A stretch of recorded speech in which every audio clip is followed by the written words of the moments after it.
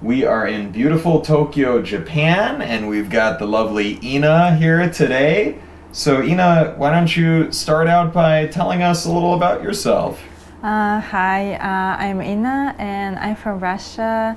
I grew up in Japan and I'm living here since 7 years old.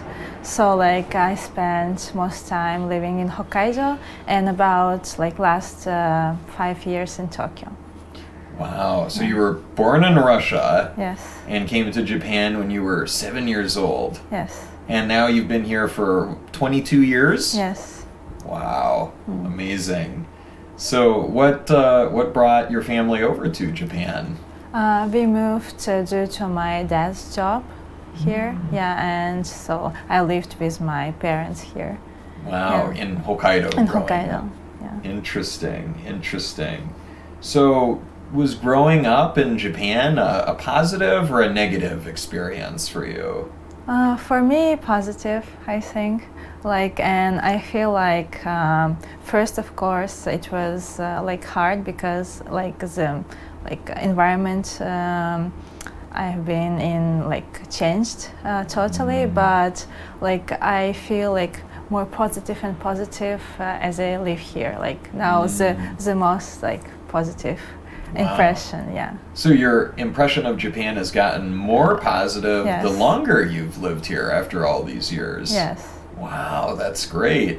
So when you first moved here as a little girl, I mean, you must not have spoken Japanese at all, right?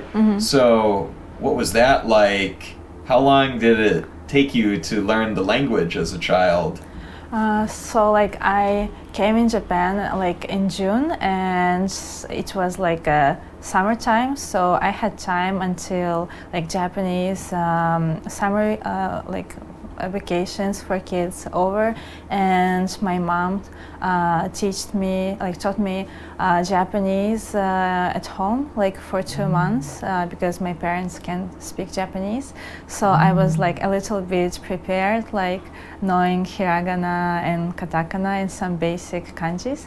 And then I just went to regular Japanese school near my home, and that was it. Wow. Yeah. So your parents could already speak Japanese before they came Yeah. to Japan. Did they have a long history? Did they live in Japan previously? No, we moved all together, but they have been in Japan for as students or for work many times. Yeah. Oh, I see. So they probably always loved Japan themselves, right? Yeah. Interesting. Very cool. Wow, so just a couple months you had, and then you went to a regular Japanese school right away. Yeah. It must have been hard, though. Were you able to make friends? Was there a teacher to help you with the language? First 2 months in Japan, I was staying at home, but I had a chance to play with kids in the park, near my place, and I made my first friends there. And when I went to school, some of them I saw at the school, so it was kind of natural, and people were nice to me. I don't remember I had really big language barrier. Maybe as kids, I just tried to communicate at my level, using few words and just playing and that kind of things. And kids taught me about some school rules and helped me. So I remember I was really nervous, and my parents were nervous. They just gave me a little fork so that I can eat when the school offers some chopsticks, and maybe I won't be able. But I said no, I'll be fine. You learned right away the chopsticks. Yeah. That's great. Yeah. That's great. Wow, it's probably lucky you moved at such a young age, because I think a child's brain can just learn a new language so fast. Yeah. I think it's kind of nice age because if you come earlier, you like it's hard to maintain your like native language, and if you like come later, like it will be hard at school, I think, to catch up with everything. Wow. So I mean, right now you're obviously fluent in Japanese, Russian, English, and any other languages? I studied French a bit, but I can't speak. Bonjour. So like bonjour. That's all I remember. yeah. So like maybe 2.5 because I'm not native in English. Well, I think your English is wonderful. Absolutely. Thank you. Were you treated differently as a child in any ways? At school, of course, I noticed that people are looking at me because like I look different, but like teachers were very chill. Like I was lucky, and they were like very supportive. So like my parents thought like I need like more support from them, but they acted like just I'm regular kid, and like if I ask for support, maybe they will help. And they taught me like some maybe Japanese at like breaks at school, so I can catch up a little bit. And I went to some Japanese language like classes for a few years, like maybe for 3 years, just once a week. And my school teacher just introduced me to that school. So but people like, of course, children can tell you like something like that they think how you look, but like no bullying, just like some phrases, of course, that's like you're foreigner or something like that, like were there, but as whole, people were nice in Hokkaido. Oh, interesting. Yeah. So you weren't bullied growing up, but you got some like people giving you like looks, like curious looks, like whoa, like look at her. Yeah. Interesting. Like that. And then how about as an adult here in Japan? Are you treated differently in any ways as an adult here? Most time when I'm like adult, I'm spending time in Tokyo. So like I was transferred from Hokkaido to Tokyo by my job, and I don't know. In Tokyo, like people are so used to see many non-Japanese people in the city, so I think it's like easier to be here. But in Hokkaido still it's nice. So I don't know, just the big difference, just that people don't stare at you much.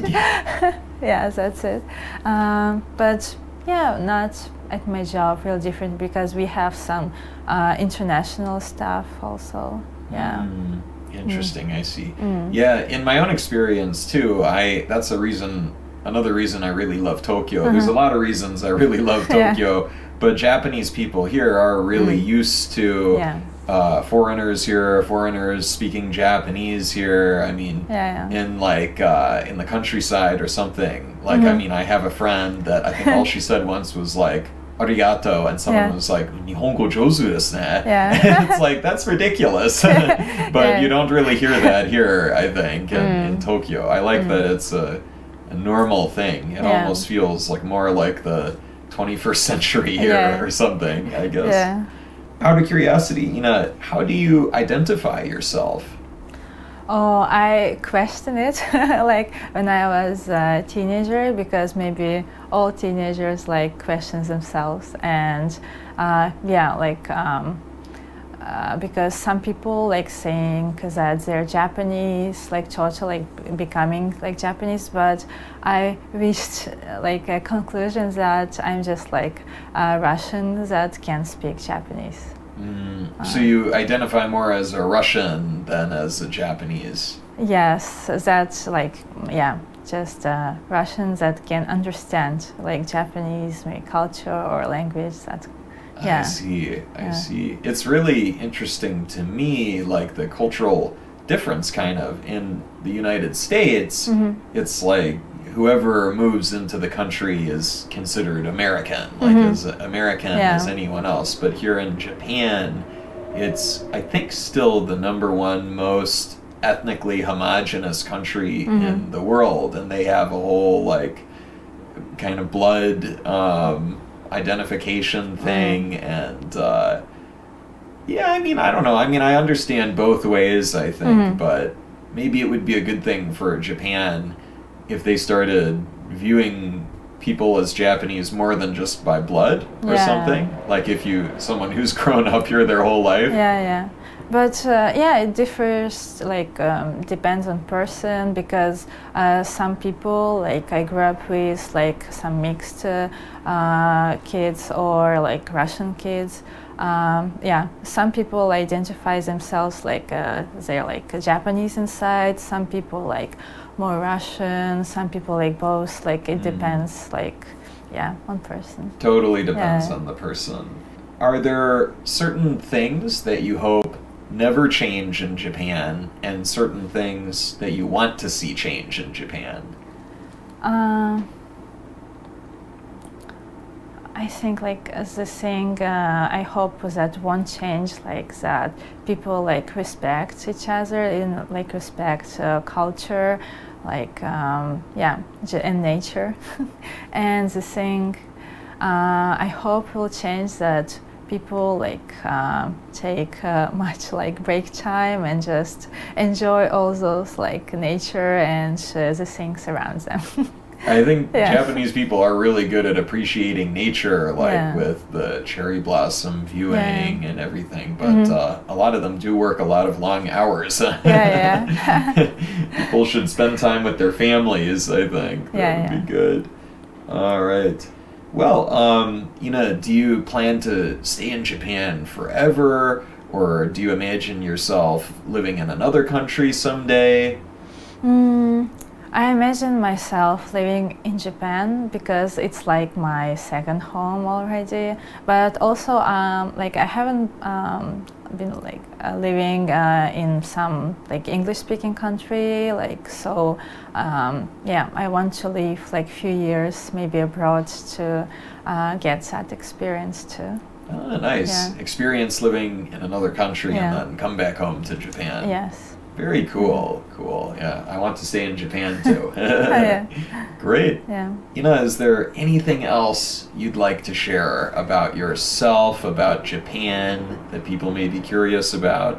I know, like many people ask me, like, I know, like how you can become like friends with Japanese, because like they seem like really, how to say, like not open, but I know, like if you find some approach, like, and how to say, like not see them not like as hosts like in their country, but as like people that maybe can share some like fun things, or like maybe also their problems with you, then you can become like good friends with them, and like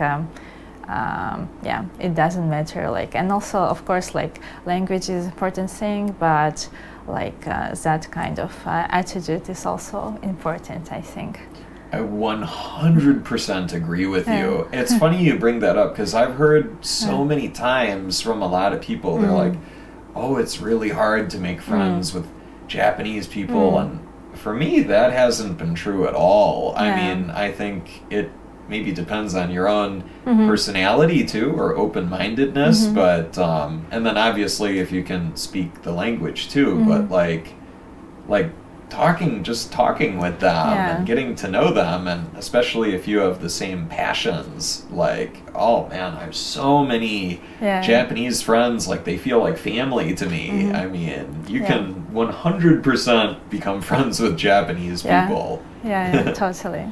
Definitely. Great. Well, thank you so much for the interview today, Ina. It was really wonderful seeing you again. And thank you for inviting me. Thank you. My pleasure. Thank you for watching, everyone. Thank you. All right. That's it. Interesting.